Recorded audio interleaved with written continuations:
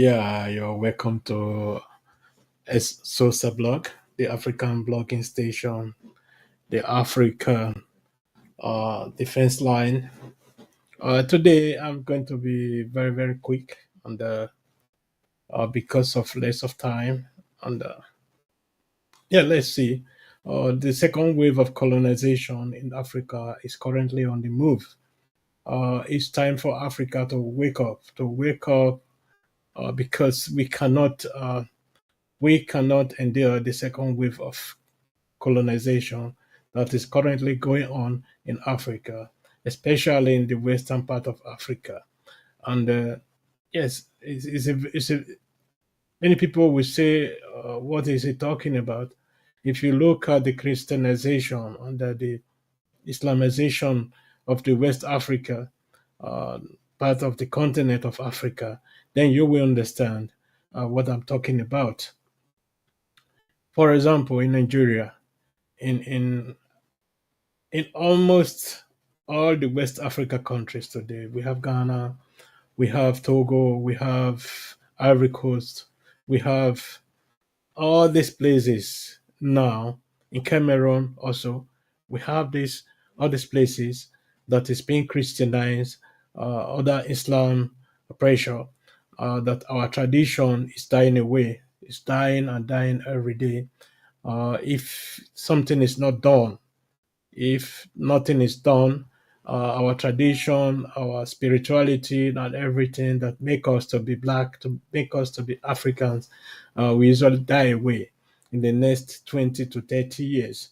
Now, this is the time we have to rise up, we have to wake up to the task of re-educating ourselves, re-educating our children, our brothers and sisters, that there's nothing wrong in respecting their ancestors. There's nothing wrong in praying through their ancestors, to their ancestors. There's nothing wrong giving pay homage to their ancestors.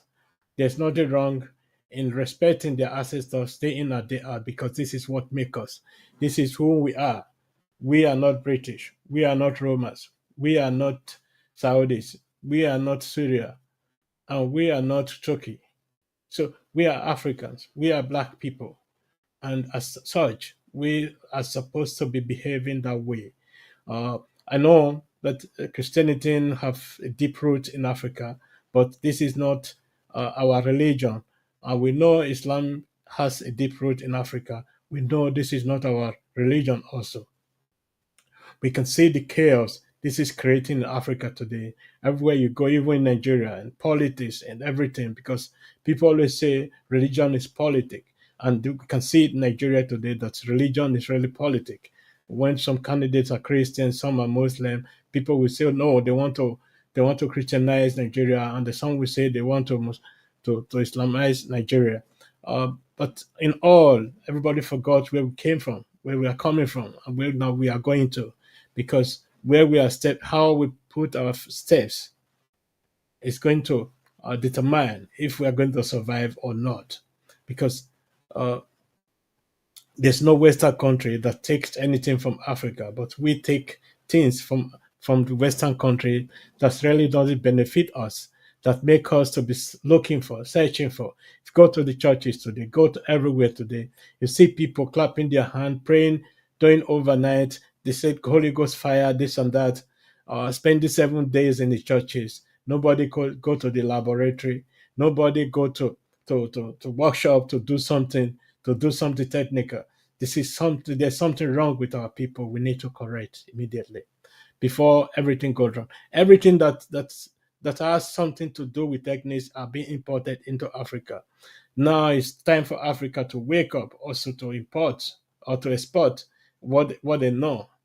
Let us export our spirituality, our techniques. Our forefathers, they were already engineers, they were already chemicals, they were already physicians before the coming of the white people. Now we forgot all these things, and we need to go back. We need to go back, because there was nothing wrong with that, being that. But today, everybody carry the Bibles on their head. Everybody carry the Quran on their heads. And this is not Africa, we know. Africa was once a great continent, one of the greatest in the whole world. and we allow ourselves to be colonized. We allow ourselves to be enslaved without fighting back. You see, because of the division, the system was conquer and divide, and this is what they did, and they succeeded. The second wave now we're having is about the Chinese and the Russians that are gradually occupying Africa while we are sleeping, because this is also the way we slept when the British came with their Western allies to Africa. When the Portuguese came at the same time, this is how we slept, and this is how they were able to colonize us. And this is exactly what is happening now. People are sleeping. They don't understand why things are going the way things are going today, because the Chinese are moving faster than the British and the Allies did that period. The Russians are doing the same thing, because people say Russians are friends of Africa. I don't see that in that way. I think differently about that, because a friend of you will not allow people to be killing you, and not just for one day, but for over 400 years. They have been killing us, and the Russians refuse to say nothing. And at the same time, we also know the role that Russia play in the death of Gaddafi, and how they were able to stop African leaders from not going to rescue Gaddafi.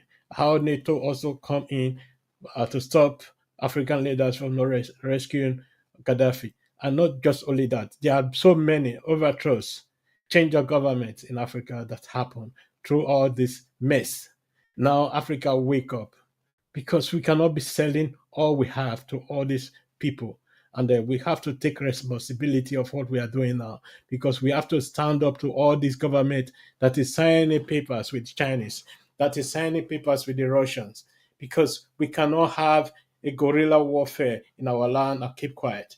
In Mali, in Gambia, in so many places, because people just think the Russians are, are the Messiah, because one day these people will turn against you, and they are going to turn against you right now.